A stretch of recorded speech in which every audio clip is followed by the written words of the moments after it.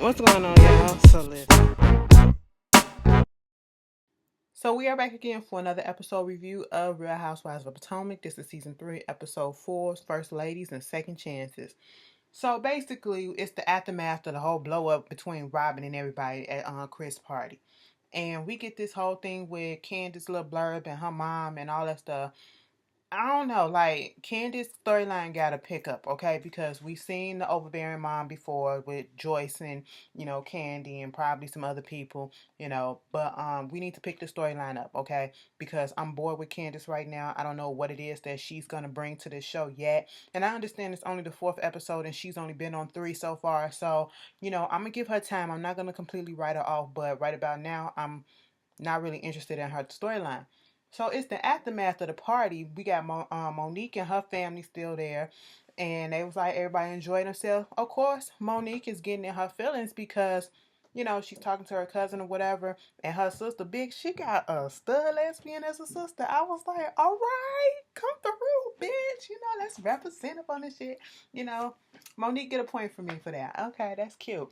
Um, you got fam in the fam. That's what's up. That's what's up. We representing. Okay, and she a big girl. All right, all right. Up there trying to look like me. Moving on from that, you know, um, what was going on? She was just in her feelings about the whole thing and still offended by Robin because she felt that Robin and her was cool at one point, and now you want to come up to her and say that she got somebody hiring somebody to pay to run a social media account and all this shit.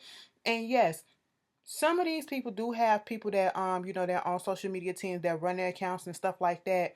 But like I said, I 100% believe that Monique is telling the truth. Okay? Because although there are many fucking fan pages for a lot of celebrities out here, these celebrities don't know these fan pages right off the bat. Some fan pages do enough work and enough attention to get the person that they standing for attention, and they may have a couple of back and forth and they may be able to reveal who they are or whatever and build a connection, but they're not in control, being controlled by that person, the celebrity that they're standing for.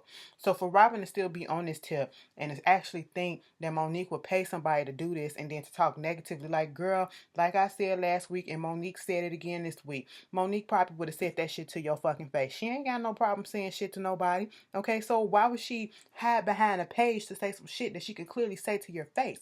Like, girl, you're insecure as fuck. That's what Robin is, okay? Robin talking about this whole shit to Giselle. Giselle talking about how her whole thing went being in the Hamptons and being in New York or whatever, doing her makeup stuff or whatever. And, she's reiterating all the stuff that happened. And I'm sitting here like, Robin, quit trying to make yourself a fucking victim, okay? Because you take stuff to heart too fucking much, all right? And you want to know why? It's because you're insecure as fuck. You're the one that's projecting all that shit out onto the world, okay? You don't want nobody to have an opinion about your shit, but yet you the one that keep putting the shit out there. You get in your feelings when Ashley say something and you talking about something. See, the fact of the matter is, Ashley don't know that I'm good. My life is good. Oh, really? Your life is okay for right now. It's not good, boo. Okay? You're constantly moving. You're still trying to figure this finance shit out. It's not good. You're okay for right now, okay? And what Ashley said, although she probably may have come off as if she was being a little invasive and, being judgmental because she got shit going on in her own family, whatever, she told you the fucking truth. She told you the truth that we all been saying to your ass, okay? You settling, all right? And you ain't got your shit together. You settling with a man who ain't really in love with you no more. Okay, that man love you for your kids, but other than that, he ain't in love with you like that. Okay. And Giselle was just thinking, I just thought everybody would get along now. So she don't know what the fuck to do. I said just leave the shit alone.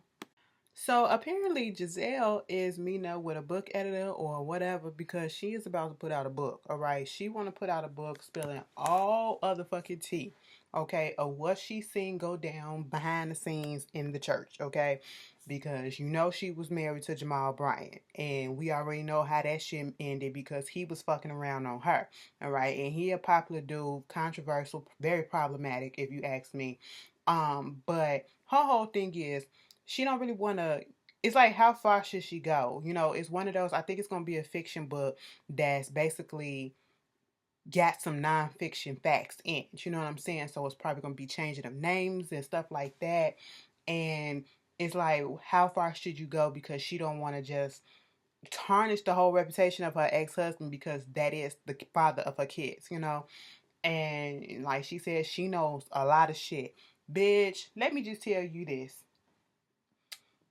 Because, you know, church people, y'all act so fucking holier than thou. Some of y'all, okay? Some of y'all ultra church people, you ultra Christians, like y'all better than other Christians. Bitch, please. Especially up in the fucking Baptist church. I'm not even finna do that. I'm not even finna do that. Because somebody gonna get on here like, well, if you, no, shut up. Okay, shut up. But y'all got secrets, bitch. And let me just tell you something. The same thing that goes on in the church is the same thing that I witnessed in the Kingdom Hall. It's no different with Jehovah's Witnesses. Most of the time, I used to go to the hall, just look forward to go to the hall just so I can hear the gossip, okay? And the drama that's going on behind the scene. Bitch, one day, I don't know if it was a big drama that happened when I was younger, and I tell you something, bitch, it was juicy. Till this day, I ain't heard nothing that was better than that. I'm still gagging over it. Me and my mom was talking about it the other day too. So fucking hilarious, and it was like, bitch. I mean, when the news is goose, the gossip is juicy as fuck.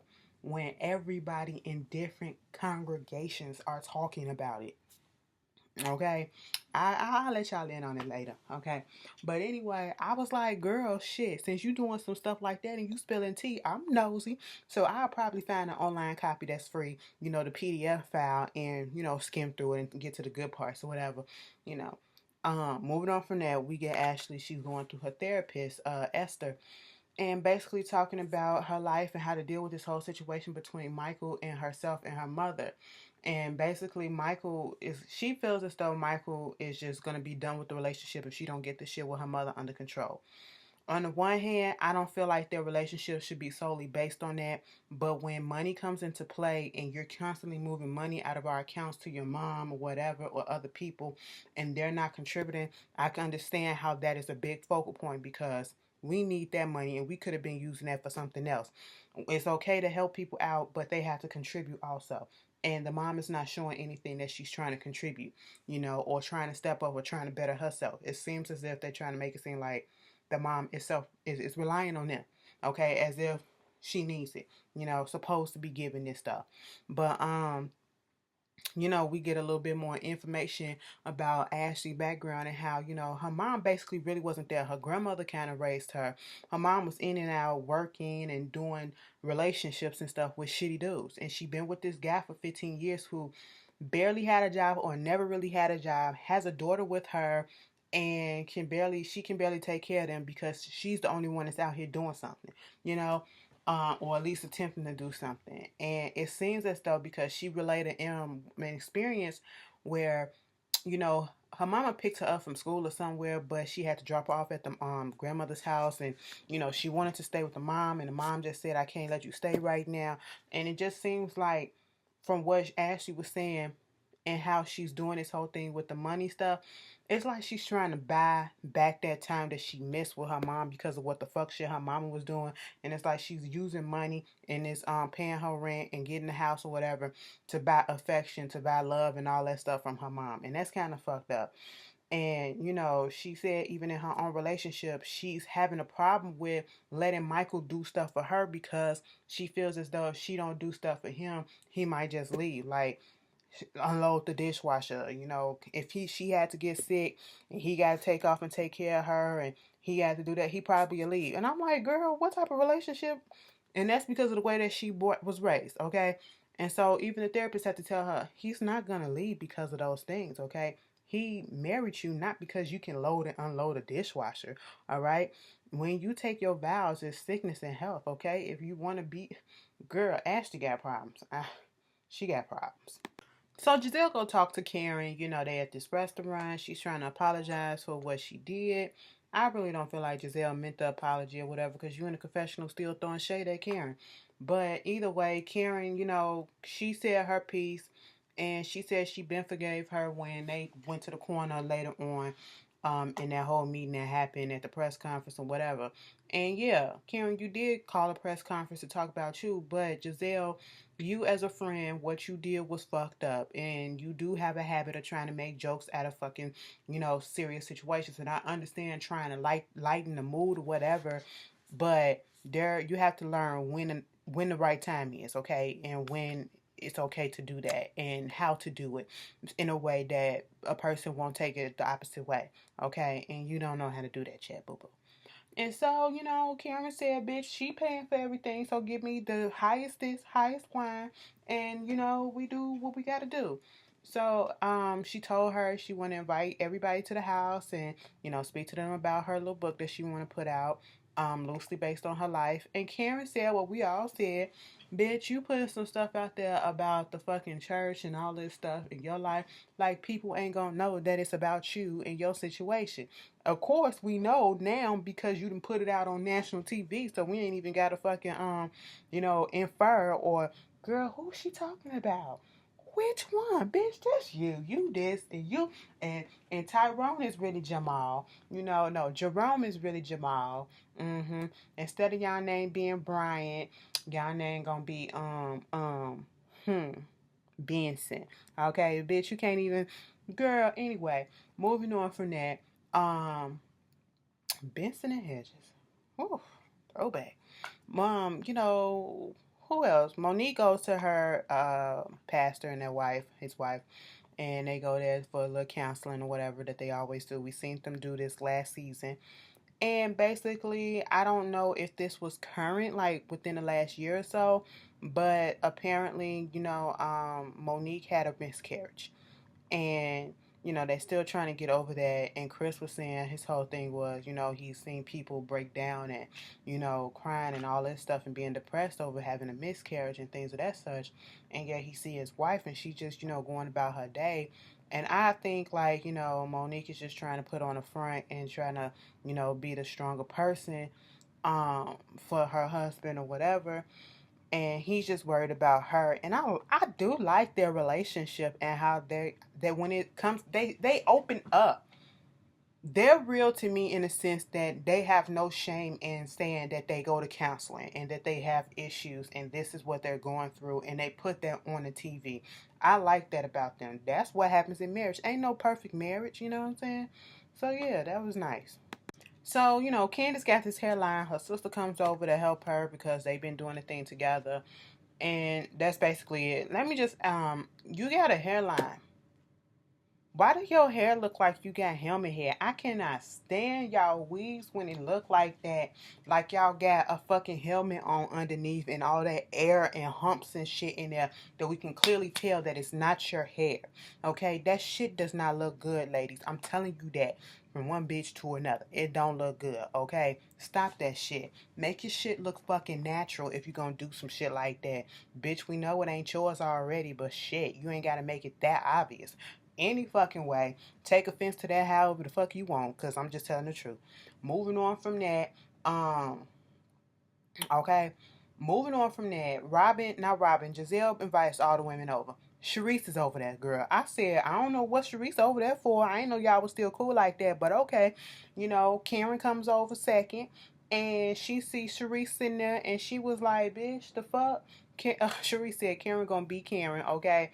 Do things in her own time. She beat to her own drum. And at one point, they was about to go back and forth, and I said, I ain't got time for this. Y'all will never get along. It's over and done with. Like you said, you tolerate Karen. Karen just don't give a fuck about you. Okay, y'all talk nasty shit about each other, and it's clear that what's said is said and what's done is done, and ain't no getting past that with y'all. Moving on from that, all the other women show up. Ashley and Monique show up together. Um, Robin is there. Robin was there for a free plate. Because the way she was fucking that food up, yeah, she was there for a free plate. And I'm going to keep on going in on Robin because Robin annoys the fuck out of me. And I really thought that I was going to like Robin and I could understand her, storyline. But I see more and more that she is annoying as fuck. And I can understand once again, like I was totally 100% on her side when Ashley dug into her information and Googled her and did all this stuff and then brought up her whole background or whatever. I was here for her when she, got Ashley together because I thought that was fucked up. But this whole shit now, it's like, girl, let it the fuck go. Most of the shit that Ashley has said now is the shit that you put out there. But we gonna get out there in a minute. We gonna get that in a minute. Giselle tell them about her book, and it's gonna be loosely based on her life. The girl that's supposed to be her is named Ginger Williams, and she was like, she got an excerpt she wanted to read. So she's reading it. And, you know, I think she stumbled. Instead of saying light, she said lack. And then, instead of saying wherever, something like that, she had to repeat it twice. Okay. And then I was listening to this part. It was like, she has to decide whether or not she should, you know, tell the things that's been going inside and outside of the church. I felt as though, they made a big deal about her stumbling over a couple of words. Everybody stumbles over a couple of words. That does not mean that they can't read or whatever. That was shade, Monique. Stop that bullshit. I get it, you don't fuck with the bitch like that, but, stop playing. Even Karen looked up like, girl, whatever. I stumble over words when I do these reviews, okay? I stumble over words sometimes when you read out loud because you're nervous or whatever. It happens. But that inside and outside shit, I was sitting here like, girl, who proofreaded this? Who proofread? Who? Because you see how I just said the word wrong, okay? Ain't nobody proofread this shit. Because listen, inside and outside, girl, I would have simplified that shit.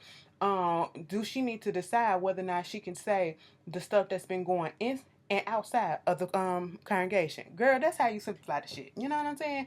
You ain't had to. Anyway, who am I to get a fucking grammar lesson?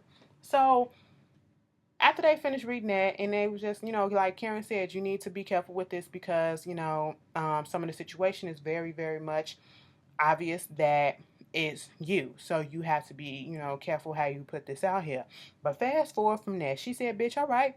So I brought y'all all together for another reason, okay? Listen, we finna get this shit together because we ain't even having fun, all right? And I want to get back to having fun in this group. So I feel like the people that have the biggest issues are Ashley and Robin. And I don't know, she said, we good or whatever. And then Ashley was like, see, I knew that was going to be her response or something like that. Who gives a fuck? But at this point, they wanted them to talk it out. Robin really wasn't here for it because it's like,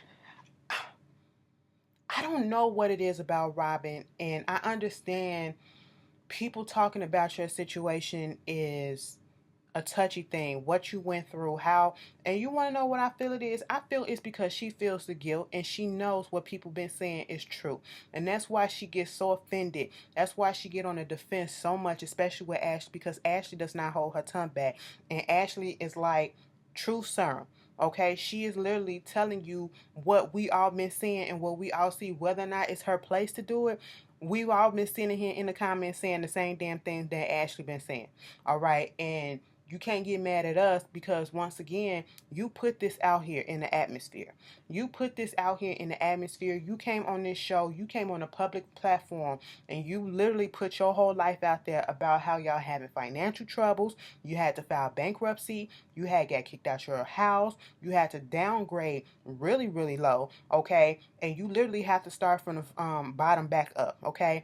And you are in this relationship with this man who no longer is married to you, who has been with other people, who cheated on you. He's not in love with you. And basically you yourself have basically put it out there that you're with them for the fucking kids, okay? Because you want your kids to be brought up in a certain type of environment. That's what it is. And everybody is like calling bullshit on your stuff. And Ashley has called bullshit on your shit and just basically trying to get you to understand that you are worth so much more and to learn to value your self-worth, okay? That is what she's trying to say. And Ashley started off her little comments by saying, she's been dealing with this situation with her mom and her mom being with this man. And basically she can't let him go because of the fact that they're raising a daughter together and all this shit. And so that's why she's coming at Robin and bringing, it up saying that, you deserve so much better. And Robin gets offended. What is it about my life that you keep on talking about? I don't even want to talk nothing else about this. But then you keep going. And I'm just sitting here like, how are you getting upset, Robin? I get it. It's touchy. I already said why I'm there. Okay. I said the finances too. That's an excuse. You want to be there because you want the kids to see a two-parent household. That's an excuse. You want to be there because the finances. That's an excuse as well. You mean to tell me all in this time that you've been together, you ain't went and got a job to help out, and you ain't built up enough Skrilla so you can go ahead and get an apartment yourself or a little townhouse yourself, and you can be able to pay your bills yourself and have a place where Juan can pay his own goddamn bills in her own house? And I know in this economy or whatever, it's probably more convenient for y'all to be in the same house. And I seen some people that still do that shit, but you still acting like you're married because you still giving him ass. Okay, you're giving him pussy. You're giving him all of that stuff, and your shit get clouded. Okay, you're the one that's getting clouded on this shit as to what y'all really are. We not. Okay, we see it for what it is because we on the outside seeing shit that you can't see because you on the inside and you think in one way, and we can clearly see what the fuck it is. We ain't really got to be there to see this shit, bitch. He is getting the whole cow and the milk without even having to do shit for it. What was the fucking point of being married if he gonna just keep on doing the whole thing that he doing now? Okay? I mean, you giving him all the privileges of a fucking wife, but you ain't married, and he out here still doing his own thing. Okay? It's excuse after fucking excuse after fucking excuse. Okay? You say he got a job and y'all able to do this. What job is you doing? You said you flipping houses now, so you ain't making no money that you can't, be able to financially, sustain your self and your kids, especially if you splitting time between the boys and the kids anyway, and you, because they already splitting time regardless. If they not with you, they with him. Okay, that's just how it is. All right, it's an excuse after excuse after excuse, Robin, and I'm over it. Okay, there's a lot of people out here who go through divorces who went through ups and downs, and they got their life back on track, and they are not making excuses to stay in shitty relationships. They found a way to get the fuck out of there. Okay, this is why you're supposed to be fucking independent. I believe in being independent while you in a fucking marriage. Okay, meaning go have a fucking job and put a savings aside. I get it. So you won't be in a situation like this, having a fucking skill so you'll be able to take care of yourself. That's why there's a whole bunch of single women out here with kids and they fucking doing it. They ain't making fucking excuses. You, on the other hand, are. The fuck is your problem? And then get mad. You can't get mad that people are commenting on it when you keep on putting it out there. Your whole storyline been about this. But then you get upset when Ashley mentions it and everybody else on that cast has mentioned it.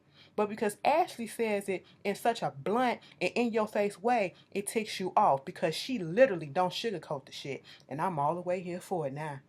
So at the end of the day, Ashley takes accountability for her part because, like I said, she was wrong for Googling this, and that's how they got off on the wrong foot. But the other shit, like I said, I still stand by that shit. And I was, cool with her taking accountability. And even Karen had to point out that's a good thing, because she even said that she's going to therapy to figure her own shit out. Robin, you need to take your ass to therapy too, bitch, to understand. Bitch, go to somebody else that's going to tell you the fucking hardcore truth and actually do the fucking exercises that they said do this time, okay? Then they get on to the Monique situation, and she was like, I thought we was good, and then you coming at me, and what really pissed her off and made her go from 0 to 100 is her, throwing around this whole thing about, she paying somebody to do this stuff as if she gotta pay somebody to be in her circle and to be around her. And I can understand how that make her feel offended or whatever, and she just went through that what is it, the miscarriage or whatever, so she's on high 10. Okay, she didn't expect all this drama to come at that time, so she was annoyed, she was pissed off by it. It's understandable.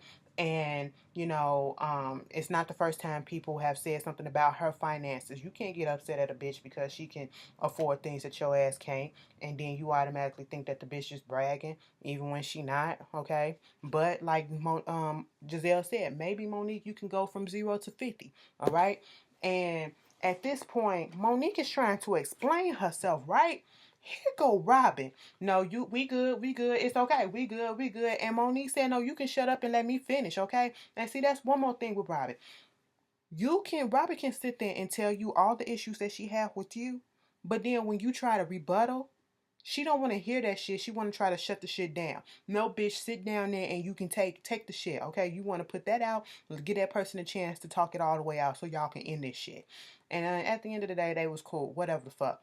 And so Ashley is meeting up with her mom, and then she started talking about the whole thing about, how Michael feels as though her mom is she's putting her mother above their relationship. Oh, so if Michael felt this way, he should have called me. He should have been answering my phone calls and all this stuff. Mommy, you got this shitty ass man that's around and all this shit. Well, have you saying all this stuff about him? Do you ever look for the positive? I've tried. And they obviously didn't have the best relationship, Ashley and the man. And apparently he done said some bullshit to her too. And it just pissed Ashley off because of the way that the mama was talking about this dude. Like, Ashley is just coming out her ass about it. All right. And she ain't even got no job. Did you hear that shit? And I'm like, how do you feel? She was like, you can stop right there when she brought up the whole thing about the mama being put over the relationship. When you become married, that's where your stuff's supposed to go. Yes, your mother is an important part of your life and your family, whatever, but you also have that immediate family right there. That's your immediate family right there, that marriage. That's what you're working on, okay? You are out your mother's house, okay? And you are into your own house, all right? You have to make sure that shit is secure and intact, okay? And Michael is not saying cut your mama off, like get her out your life. She's saying this bitch got to go do something, okay? Because she's just using you. That's what it is. And what I'm seeing is that Ashley is putting her mother above her relationship the same way her mother put men above her kids. It's a cycle. So Ashley just trying to tell her mama what it is and how this dude is basically zapping the life out of her. And, her mama do say she want to get back to the person that she used to be. And as a compromise, not completely cutting her off, she makes this organization list or whatever to help her budget and stuff like that. I thought that was a good move. You can't just it ain't gonna work with a bitch like this. Her mama, she don't care. Her mama don't care. At this point, I'm looking like her mama ain't gonna do nothing.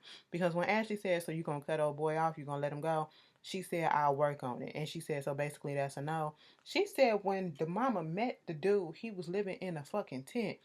Bitch, what type of dick he got for that? Girl, it wouldn't be me. Y'all tell me how y'all felt about this episode. I had to go in. I'm sorry that it's long because I really had to get Robin ass together. But y'all tell me how y'all feel, and I'll see y'all later. Peace.